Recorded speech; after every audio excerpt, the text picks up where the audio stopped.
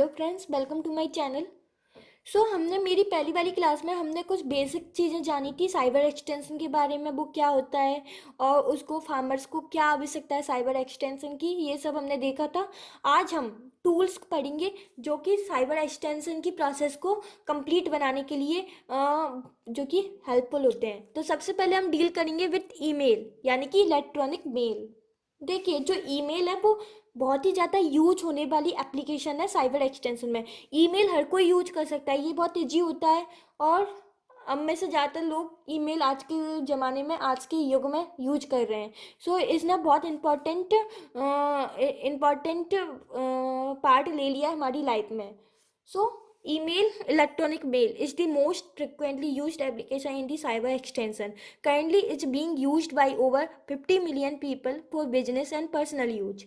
Email allows us to send and receive text messages to used user of the internet. Some of the well-known tools are web browser like Netscape, internet explorer etcetera.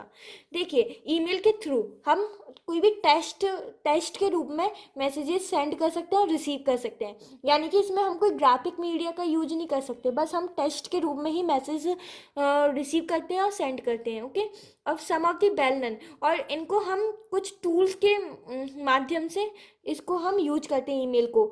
जैसे कि internet explorer हुआ, web browser में जैसे कि internet explorer, Netscape, इन इन सब के through हम इनको यूज कर सकते हैं ईमेल को।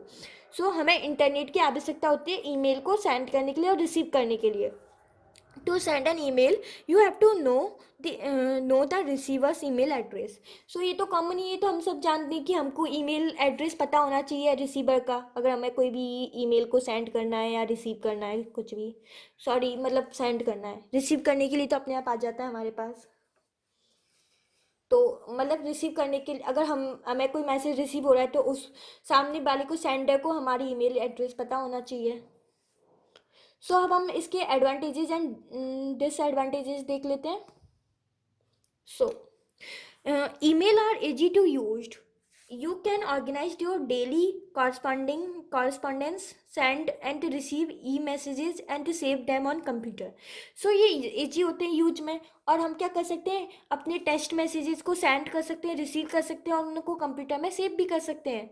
Emails are fast, they are delivered once all around the world, और ये फास्ट होते हैं और हम पूरे वर्ल्ड में इन्हें सेंड कर सकते हैं। अब इसके disadvantages, emails may carry viruses. These are small program that harm your computer system. तो ये जो ईमेल है वो अपने साथ वायरसेस को भी कैरी कर सकते हैं।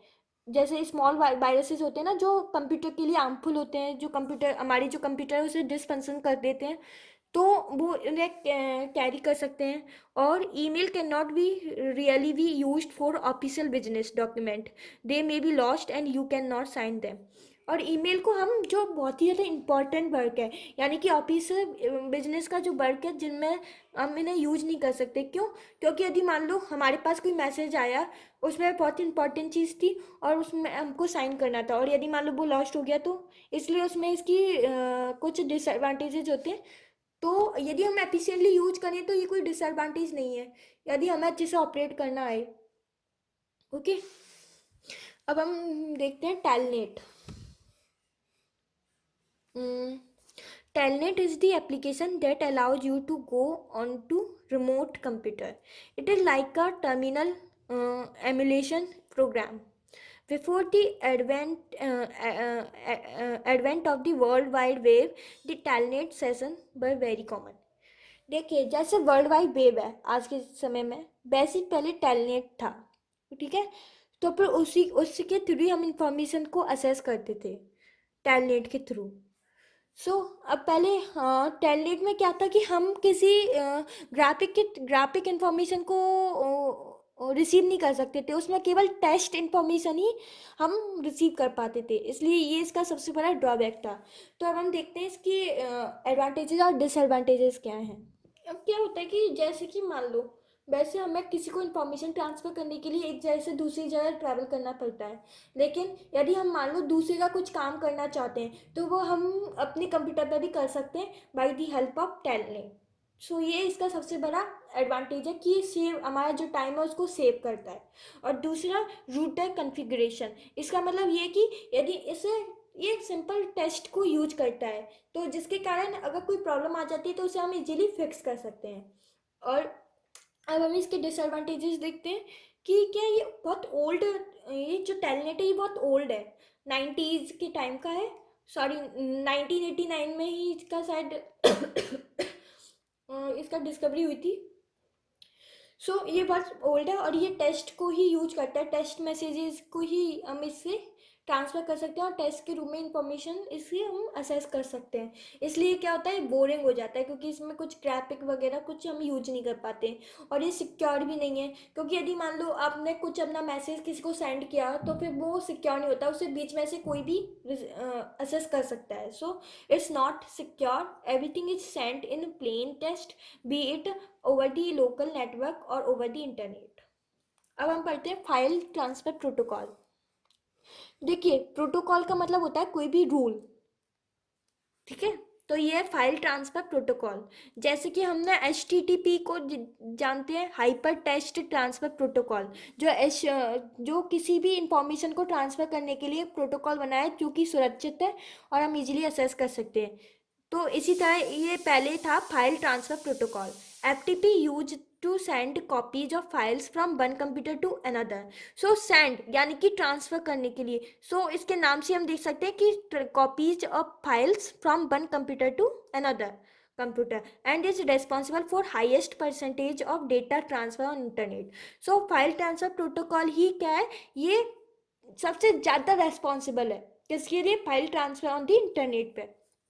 File transfer protocol transfers can either through anonymous connection or by password protected IDs. यानी कि अब ये एक सुरक्षित चीज़ है, क्योंकि इसमें क्या हुआ, अगर आपने पासवर्ड डाल दिया तो आपकी चीज़ें सिक्योर्ड हो जाएंगी, ठीक है। और एक एनोनिमस कनेक्शन, इसका मतलब है कि आपका कोई पर्सनल कनेक्शन है तो उसके थ्रू भी आपकी जो चीज़ें हैं वो सिक्योर हो जाएंगी। Command line and graphic user interface. Sorry, ये वाला जो पॉइंट है ये गलत था, इसलिए मैंने नोट नहीं किया, ठीक है। अब हम पढ़ते हैं advantages and disadvantages file transfer protocol के। सो FTP is the fast and efficient way of transfer bulk of data across the internet। ये फास्ट है और एफिशिएंट है, जिससे हम अपने डेटा को ट्रांसफ़र कर सकते हैं from one computer to another through the internet. While using file transfer protocol, tools like macros can also be used to make your work more efficient and easier. Disadvantages: FTP was not designed to be secure protocol. Encryption of data is not done in FTP। सो ये इतना ज़्यादा secure नहीं है, जब भी तो hyper text transfer protocol आया, क्योंकि ये वाले प्रोटोकॉल में कुछ ना कुछ डिसएडवांटेज होंगे, जब भी जाके हाइपर टेक्स्ट ट्रांसफ़र प्रोटोकॉल आया। क्योंकि पासवर्ड से हमने प्रोटेक्ट को कर लिया, लेकिन कुछ हैकर्स होते हैं इस जो कि इसे इजीली हैक कर सकते हैं, तो इसीलिए हाइपर टेक्स्ट ट्रांसफ़र प्रोटोकॉल आया, ठीक है। अब हम पढ़ते हैं गोफर।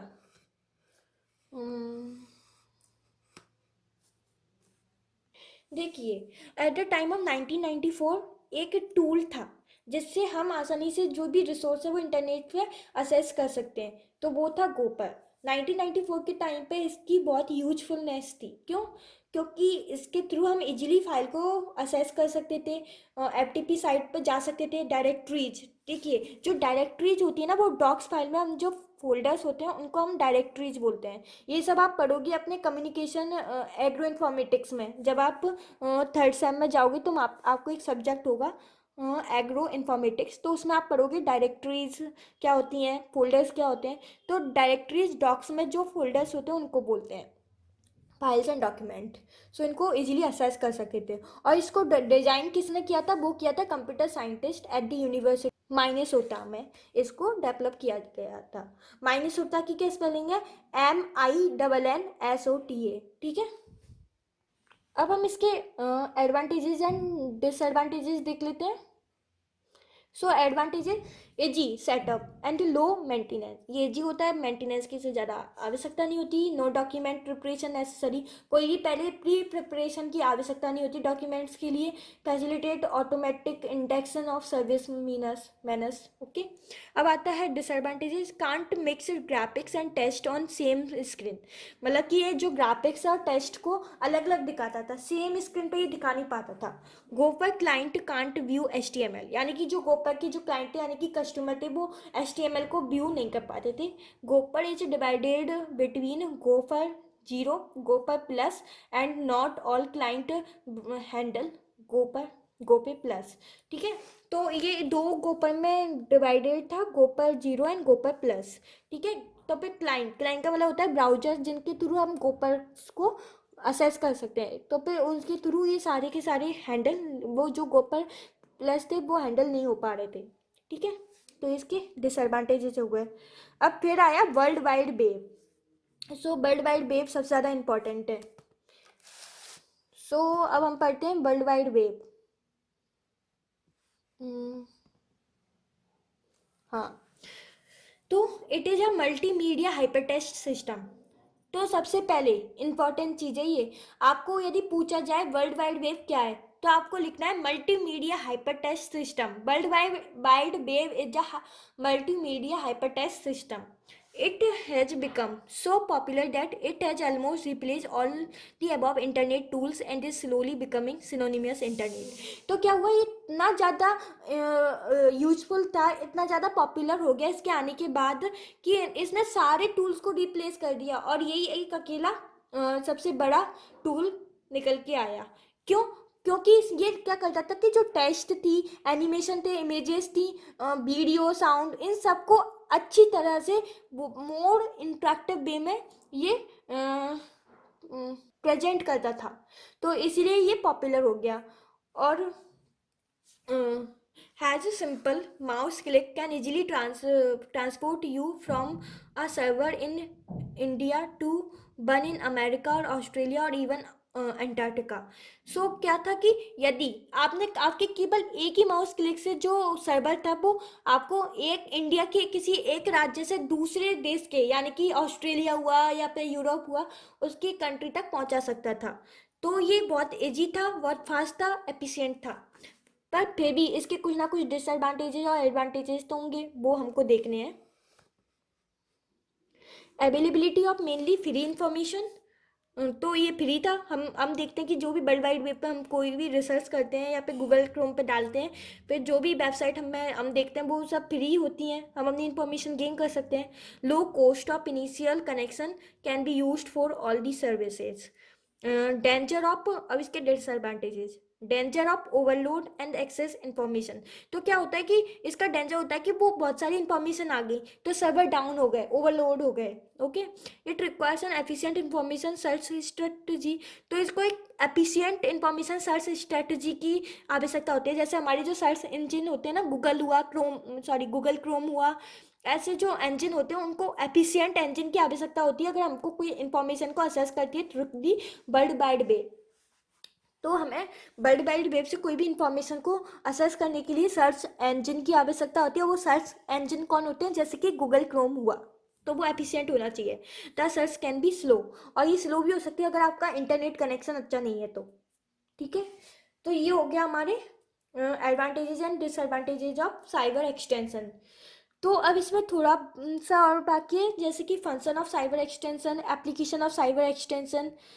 तो इसको हम अपनी नेक्स्ट क्लास में देखेंगे। Okay, thanks for watching.